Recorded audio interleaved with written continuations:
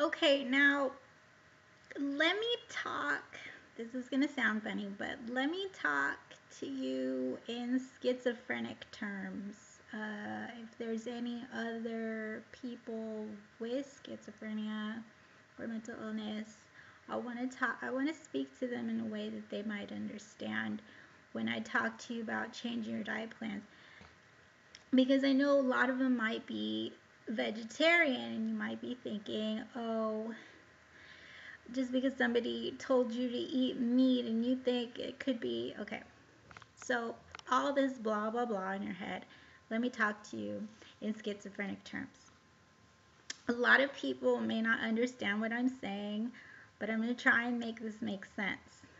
Um, the problems a lot of people might have if you're vegetarian and you have voices and things in your head, uh, what might be going on, what you might think might be going on, is that you have meat eaters inside of your mind that want you to be just like them, that are having a hard time being you, or that you can't be them correctly because you don't eat the same way. I know that sounds silly, but that was something that happened to me when I was a vegetarian. I was like, "Do you eat meat? I can't be you."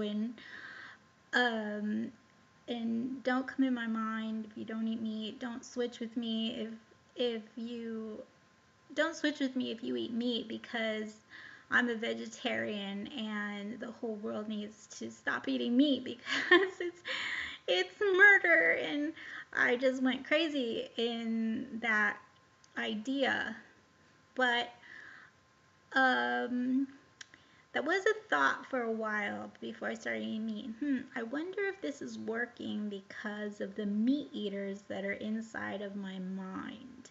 If they made it so that when I started eating meat, I would suddenly be clear of all the things that they are doing, because I'm doing it the way because I'm living now the way that they want me to live, to sort of get back at me for wanting them to be vegetarian in the beginning. I thought about that a lot, but when you're sane for a little while, you kind of think that maybe that's not really the way your brain really works.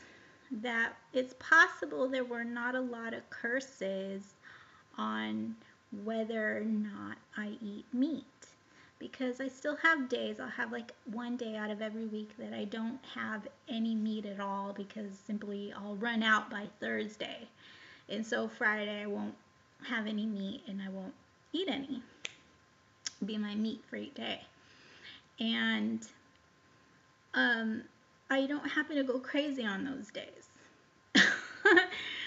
So I don't know. I'll say this. I don't know if that's the issue. I know it's a hard thing to believe for you normal people that that is even possible, but it's also hard for other schizophrenics who understand what I'm going through, that it's hard for them to understand the opposite. So to sort of get away or get in and out of curses by living your life the way the things in your mind want you to live your life, I think a lot of that comes from just trying so hard to be like yourself.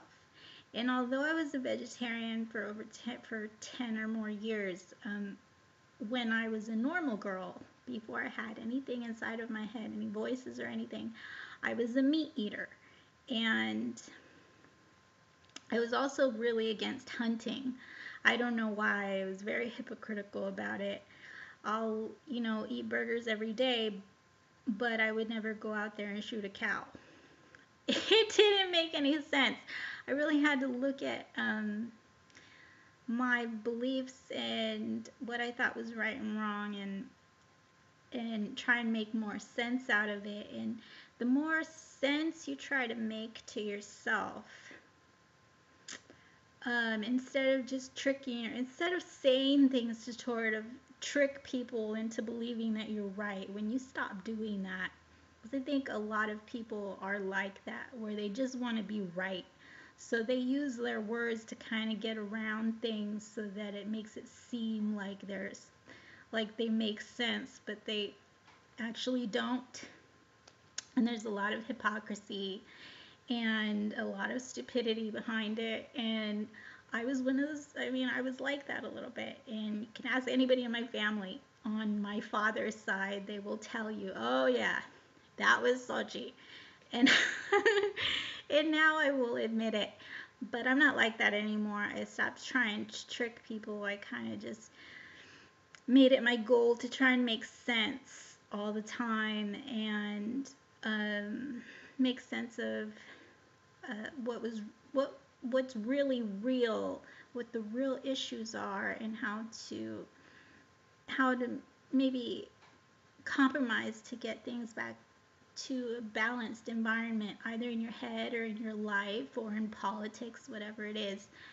But I started being that way, and when you do that in your brain starts to work with you and you educate yourself on things, you do a lot of research on things, you start to know better. You start to just know better. And so your mind works better for you. I'm not saying that schizophrenics are stupid, because there are a lot of college educated schizophrenics. But I will say that a lot of college educated people are still stupid. I know a few of them. You can't you, you can't get away from making stupid mistakes. People do it every day. You have accidents. You say things you don't mean and you feel bad about them. It happens to everybody. It's common, okay? But so I'm not saying schizophrenics are stupid, but I think a lot of what schizophrenia is just yourself like tricking your mind into doing things or being a certain way. And when you stop, when you realize that you're like that, you try to make sense out of everything.